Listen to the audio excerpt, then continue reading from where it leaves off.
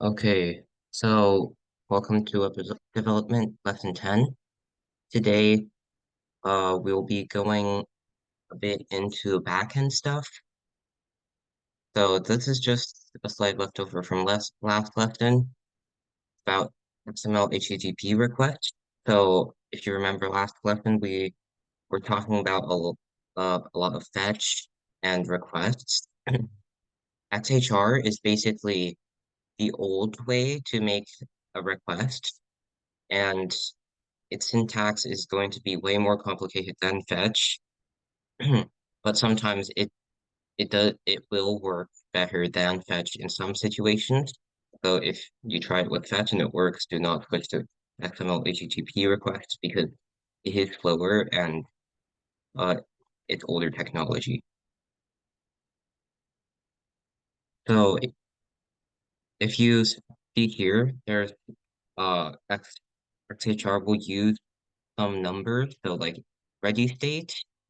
Like here is checking if ready state is equal to 4, and that is going to basically be checking if it has received a response.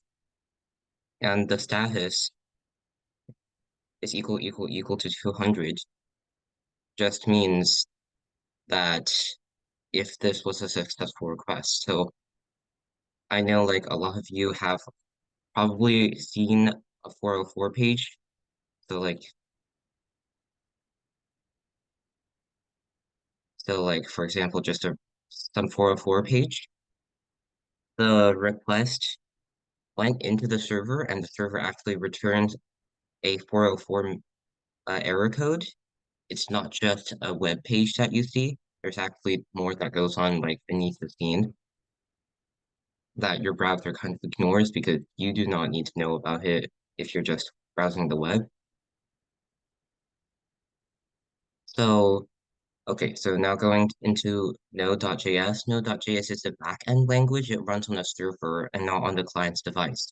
So what we have been working with until now, that was all front-end stuff. So you are basically making a file and then you're sending that file to a user or the client to run on their machine. And their machine takes that, so that HTML and JavaScript and CSS, it takes that and parses it and it runs it. And then based on that, it gives a visual output to the user. So Node.js, instead of running on the user's machine, runs on a server. So there, I know people have misconceptions about servers. So a server is basically any piece of hardware, any computer that is basically running a program that has that is providing some sort of service. So that's why it's called a server. It provides some service. Node.js is often used as a web to develop web servers, meaning that you can make Node open ports. We'll learn about that in a bit. And then other users can make a fetch request or other forms of request to the server, and the server will be able to uh, bring up files or information and give them back to the machine. So a bit more about Node.js and specifics. Uh, it's a it is JavaScript, but it's built in a way that you can do server architecture with it, and like you cannot do stuff like Windows.alert on it because obviously you're not running it in the browser. So it uses Chrome's V8 JavaScript engine, which allows it to run really fast and outperform other languages such as Python, which are also like more higher end languages that are used for backend. That will increase your efficiency and you will be able to provide like a faster server, compute things more easily. So with a web server, what you're doing is essentially you're taking files stored on the server, and then depending on what the client wants, like the client will make a request and tell you the client wants, the server will then respond with a file or text or anything like an image, text, binary, depending on what the user wants, and send it back. Node.js basically is able to unify the full development stack from the front end, the client, to the back end, because everything is now basically coded in JavaScript, making it more seamless. And so you do not need to basically learn another language and its syntax in order to code both front end and back end. So Node.js was created by Ryan Dahl in 2009 as a way to handle asynchronous uh, input-output operations without blocking. So basically, before Node, what people used a lot was a language called PHP, but the only downside to PHP was if it was waiting for an input, so like we learned about promises, I think 2 weeks back, uh PHP when doing like await statements, they would just sit there and wait. They would not be able to handle anything else. So Node.js was built as an alternative that would not block any operations while waiting for input or output, and thus it's able to basically make very efficient web servers. In 2010, NPM was introduced, and that allows developers to manage Node.js libraries and packages. So basically integrate other people's code into their own code to make coding easier. In 2011, Windows actually got its native version of Node.js, although if you plan to run it on your local machine, you still need to download and install Node. And over time, Node tries to keep up with V8 updates and JavaScript updates. So with uh, with new technology introduced in JavaScript's ES6 and subsequent updates, Node.js keeps up with that and is able to thus provide the same experience as coding in basically WebJS. Okay, so more about NPM. NPM stands for Node Package Manager. What a package is, it's basically pieces of code that someone creates as like a tool for developers to use. It's kind of like how if I were to, let's say, write up like a PDF report, I would make a Google Doc. So instead of Google Documents with this uh, nice graphical user interface where I would be able to type stuff and then like files download as PDF. Packages are basically pieces of code that are the apps, but you use the apps through code. So we'll go a bit into that later. NPM allows anyone to publish a package. So if you can code something that you think will be useful to other developers, you you package it in the right way, then you can also upload it to NPM. I actually have I think two libraries on NPM right now. So basically anyone can make a library, and because of this, you have tons of libraries, some of them for the same thing. So when you're looking to do something, it's really easy to have just a list of different applications, packages for you to choose from, because each one is going to be slightly different. Each one has its own specifications, and depending on your specific use, you might want to choose one over the other, and you might just prefer one over the other because you've been using it for longer. But it also, the only downside to this is that since it's community maintained, some some libraries are not going to be maintained actively. So, for example, a library that I would have used like 3 or 4 years ago might have stopped being developed by now because there are only so many people who will use it, and like the developer has moved on to doing other things or is not interested in the project anymore. So it might not work with updates of like more updated version of JavaScript and communication protocol.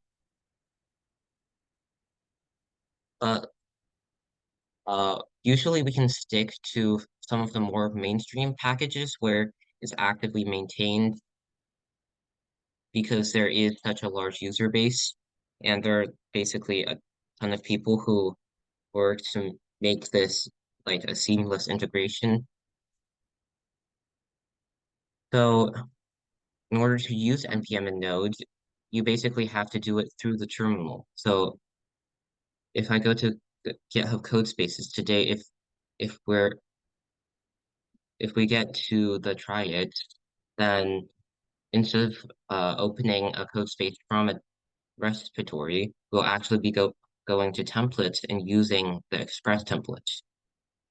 So that basically creates a new code space in the Express template for me. And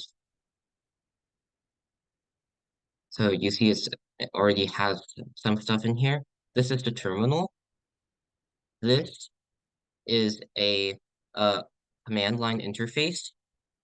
What that basically means is that so like you have applications where you have buttons to click, you can input stuff and like click enter will do something. Command line interfaces, they're basically you give them commands in the form of text input. We've been using this a bit, so like with npm start before, but we will now be using Node and npm more extensively. So probably the most important command in npm is the install command. So if I want to install any package, so say I want to install node fetch, I would I would first call the name of the application I'm referring to, the npm, and then the specific command, like what I wanted to do, in this case install, and then name of whatever I wanted to install. So node fetch, and then it will do do this whole loading thing, give you an output. And so if I type in something that a package does not exist, it will give me an error in here. So it will say like error package not found. So through this, you're able to install, update packages, and essentially be able to manage packages that you have installed on a specific project. Now to run a file, you can use the node command. So here I have the file index.js. In order to run it, basically what I'm going to do is the name of the application is just node, and then the name of the file I wanted to run is index.js. And then basically once it's listening, this will run. So that's the output.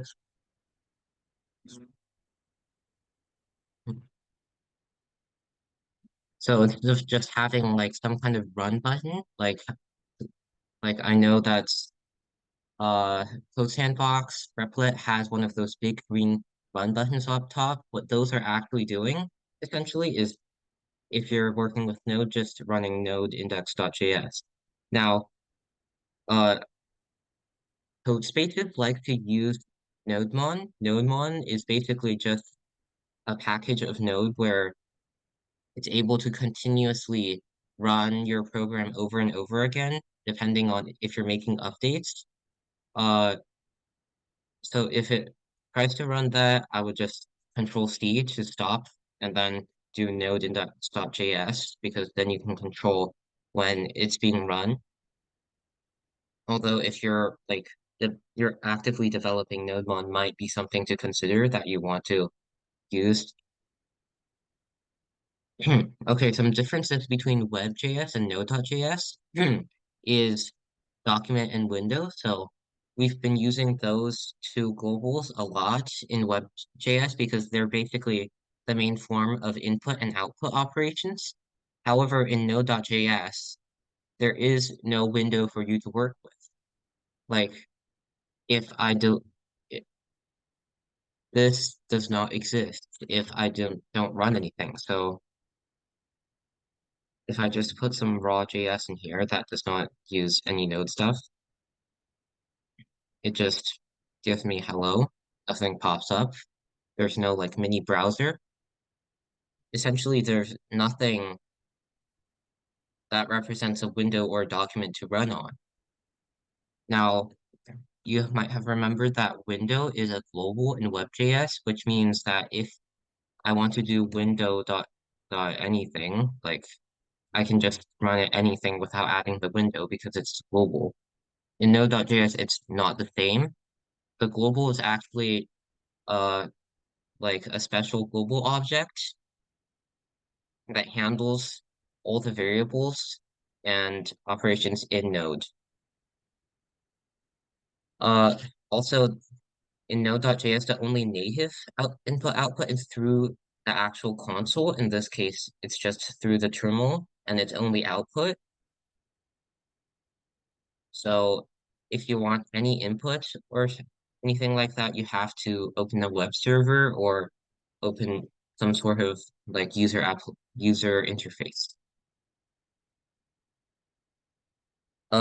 So again, in Node.js, you're running the JavaScript directly. So in WebJS, you're actually invoking it through the HTML. You're linking it to an HTML file so that when the HTML file is run, the JavaScript file will be run because of it.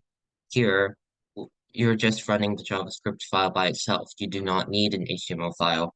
And if you're trying to incorporate an HTML file for the user to view, then you're actually using the JavaScript to invoke the HTML file.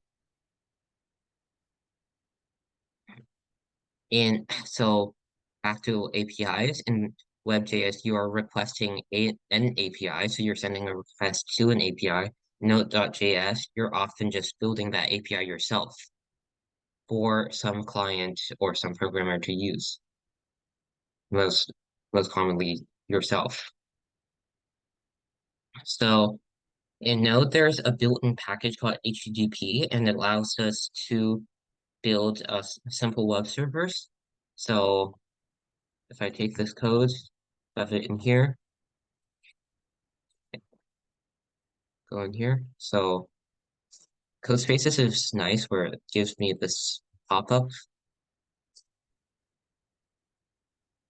Uh, dot code 200. So that just this is HTTP. Everything is kind of primitive right now, so we have to give it a status code. Uh,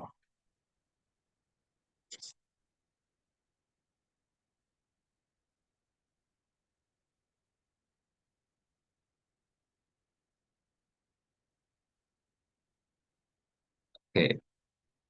Anyways, I don't work with HTTP much, so I'm not gonna try and get this to work right now. Anyways, main point is using HTTP, you can make a web server, and this is basically the root of everything that we will be working with in Node.js. So, however, we will often be using Express. Express is basically a package that you need to install. So if you want to use it, you need to use npm install, and I is short for install in the commands Express. And Express basically makes this way easier by letting us set individual rules. So here the first two lines are the setup. So Express equals require Express. The require is actually just saying I need this package, and if it's installed, it will be able to get that package through require. let app equals express. That's basically just Express's way of setting things up. And then here is our basically rule. So app.get slash. So that's saying if the path that we're getting, so sample.com, and then after that, if the path is a slash, so slash, which is basically loading the home page, then I will be sending hello world. So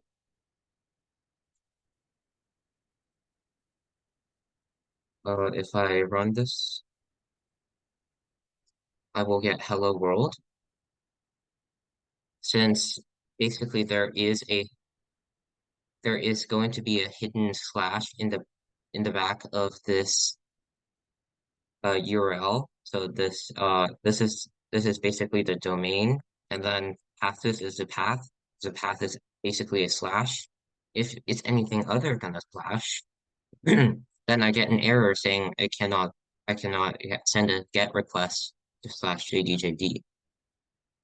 So basically, what I'm doing in lines 3 to 5, first I'm saying the rule I'm setting is so what happens if the server receives a get request to the path slash, and then here I have an arrow function that handles that. When Express is running the arrow function, it will pass in a request parameter and a response parameter. So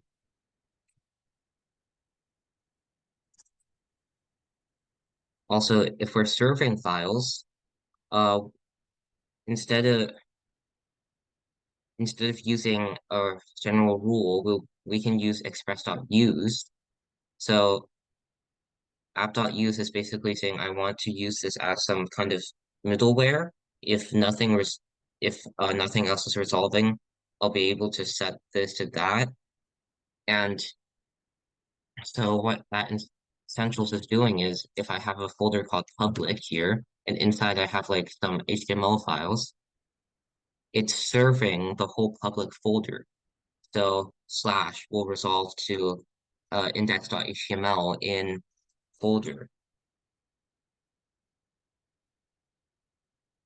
And you can basically like customize this however you want. You can make it so that if you go to slash assets, it loads up this assets folder. So lots of possibilities there.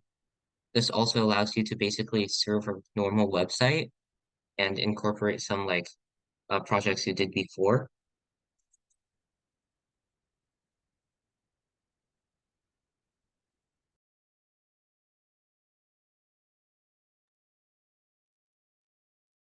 And finally, you see there's always going to be this listen. There's app.listen, app.listen. What that essentially means is I want to open a port. So basically, a computer will has a ton of ports represented by numbers that like you can access. So for if you want to access like I want to access a computer with IP address 127.8.2.0, and I want to access program that's opening the port with ID like 1234, I would type that in. Uh, Obviously it does not load because that's a fake IP address. So what the port essentially allows the programs to do is to allow like multiple programs to operate web servers at once. So actually, if you play Minecraft, Minecraft has its own HTTP port that it uses to connect to servers. And if uh so if you have a full computer that's running Lightspeed filter, or I think even GoGuardian, they also operate a web server with a port to be able to output those like block pages. And so a ton of applications that will use web servers are using different ports, and the ports allow like thousands of different applications to open ports on one single IP address, which is useful because you don't just want your computer to be able to only have one internet connection outwards.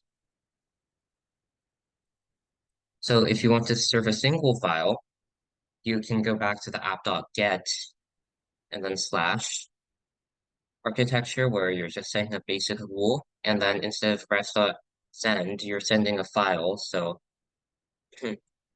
rest.send file and then basically getting the index.html from the public folder.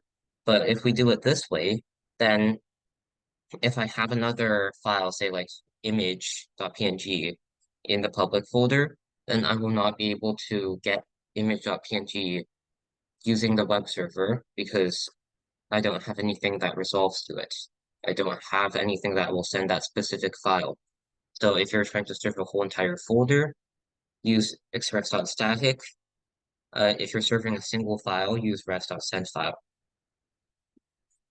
So basically, basic parts of a request handler, we have the app, which is basically just uh, the web server. There's the HTTP method. We're only using get until up to now. So remember from the lesson on fetch, you can have get request, post request, delete request, options request, so on. You have a path here, which basically is selectively saying I only want this to run if the path that is being gotten is the same as this path. The rec, the rec argument will hold information about the request, so we'll be using that a bit later. Where the rec argument is telling you how to respond. So here, if I want to send any information back or set the headers or tell it a 40, if it's a 404 page, then I will use rest. Here I'm just using rest.send. And the send basically is uh sending with HTML. So if I put some HTML in here, it will show up as HTML. Uh, so here we're getting into some of the more complicated path stuff. To handle routes, Express acts like a rule book. So what this asterisk does, it's called a wildcard.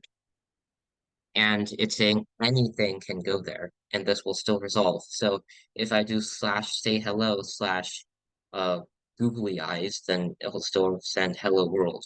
So if I go here, go to what should I do?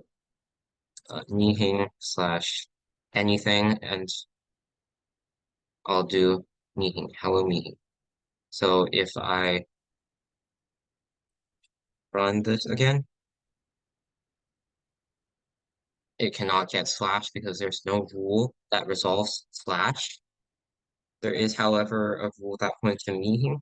So slash anything. So porcupines. It's gonna say hello meeting. Uh, hello meeting. Basically anything that's past this meeting slash that can replace this asterisk will be taken into consideration, and this will be run on that path. There's also parameters. So this is a great way of input where on an API. So if I, instead of using an asterisk, I say name, then I can actually access the name, whatever the name is here, by doing rec.params.name. So for any parameter, it's basically a colon and then the name of the parameter. So I probably should not use name here. Use animal. And depending on what this is, you can get it through rec.params dot whatever that is. So this is useful where you have something that you want to input, such as if you're making that like weather app again, but For example, you want to make it so that uh you have an API that others can request. So instead of sending in the city information anywhere, you can just put it into the uh request URL. So like, what's the weather in slash Irvine slash, or what's the weather in slash Los Angeles. So here, so if I put meeting rich code, it will say hello meeting rich code. If I put in meeting of uh people, say hello meeting of people. The only drawback to this, it can only use uh characters that can be in a URL. So if I put a space here, you see it will replace it with a %20 because that's how they parse URLs to make sure that URLs are valid. And it still resolves that the space in here just doesn't look great in the URL bar.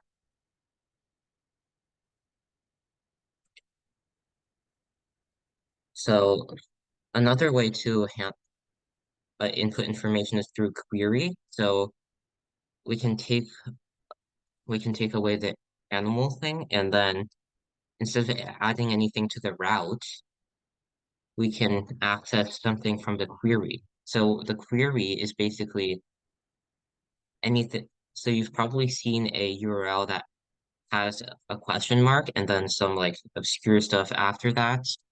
It's often used to input information, and it's kind of used as a body. So here I have the question mark and animal equals tiger. Uh, oh, I need to rerun this. So if I do animal equals tiger, it'll say hello meeting tiger. If I say rabbit, it'll say, if I spelled that right, it'll say hello meeting rabbit. So that's another way you can input information. So we've been working on GET requests until now. There's also POST requests, which are used in forms. So not Google Forms, but more of those like like input your email and we'll send you a newsletter forms, or like contact information forms, which are a bit more primitive than the average Google form. They'll be using a post request. So they'll be, when you click submit, it'll post all the information to a specific endpoint, and you can specify that endpoint. And you can get that using rec.body if you're using body parser. And essentially what that helps you do is basically decodes the body and allows you to get it from the request parameters. And also here I'm using rest.json.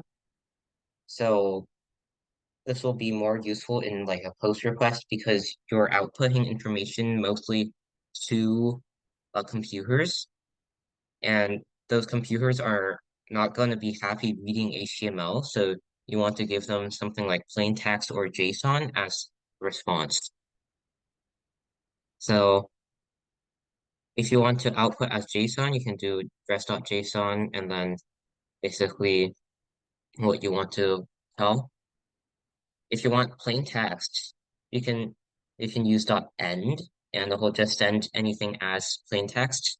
And you can also use .status to indicate that this request was successful by using status 200. If it was a status 400, that would mean like some sort of error occurred. If it was 404, it would be uh, page not found, so on. So actually, here's some stuff about HTTP response codes. 1 to 199 is informational. Success is 200 to 299. Redirection, 300 to 399. Client errors are 400 to 499, and server errors are 500 to 599. And this is going to be useful if you're trying to figure out what went wrong or providing the client with the right prompt. So, uh, like I just did, you can open the code space and start coding.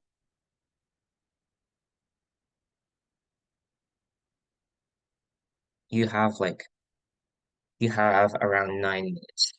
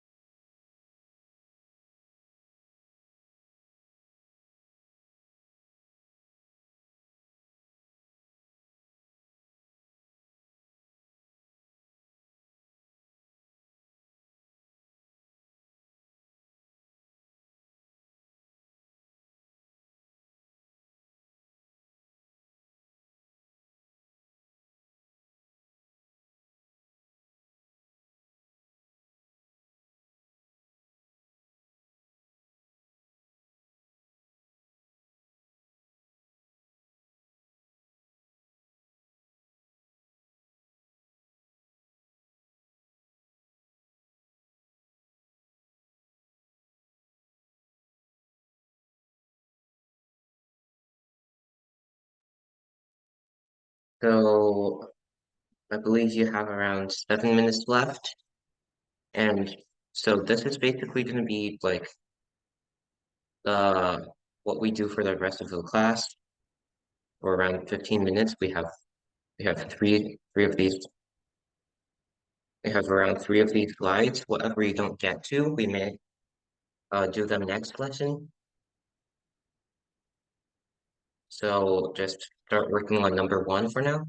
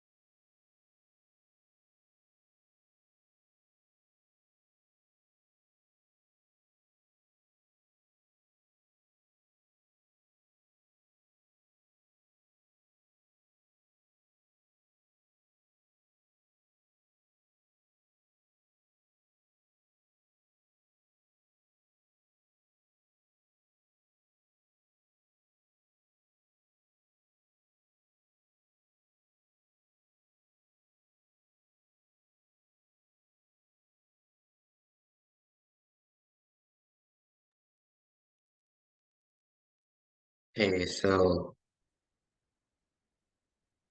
as a reminder, remember that for the setup, for any Express app, it's going to be the same. So I go back a bit here. Require Express. You don't need Path for now. Actually, this would be better. App equals Express, run it as a function, and then app.get something or post if you can make those requests. And then rest.send, and at the end, be sure to either listen or it won't actually start the server.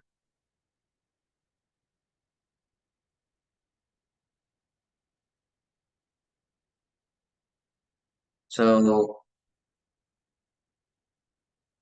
for okay, so that's been a bit of time for basically the first slide. I have my solution for this project here. So basically set up Express as usual, and then set up three get handlers, get slash add, and then the two numbers, get slash multiply, the two numbers, and get slash square, and then one number. Basically, what it's doing here is for add, it's just sending back what the additive sum of these two numbers are. For multiply, uh what the product of those two numbers are. And for the square, it's just squaring the number and sending it back. Here I'm using a bit of ES6 syntax.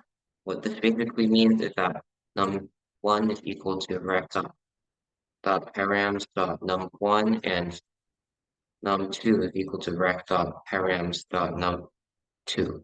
So this syntax here,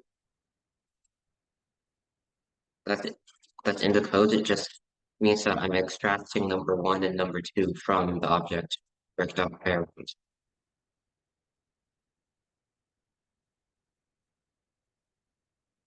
Okay, so for number two, the first one goes a bit into HTTP response code, so I want to talk a little more about it.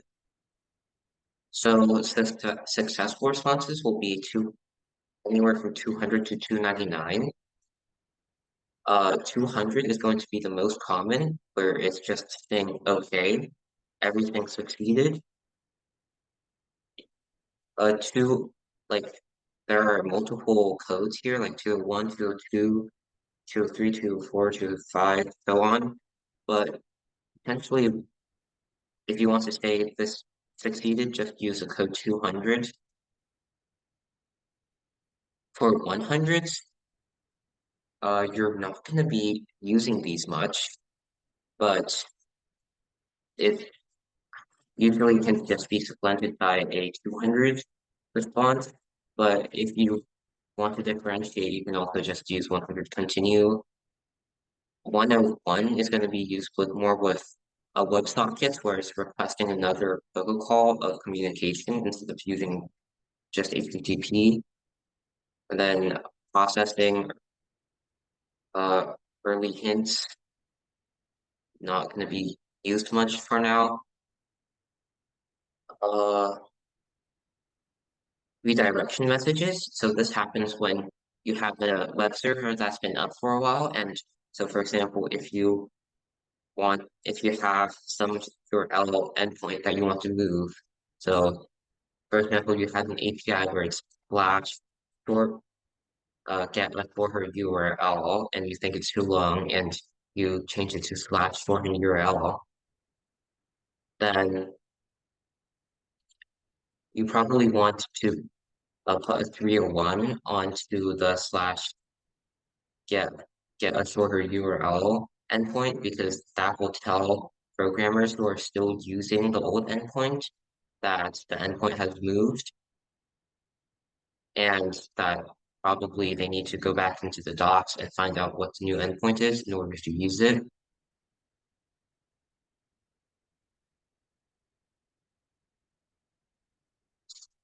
There's also 307 and the 308, which are temporary and permanent redirections.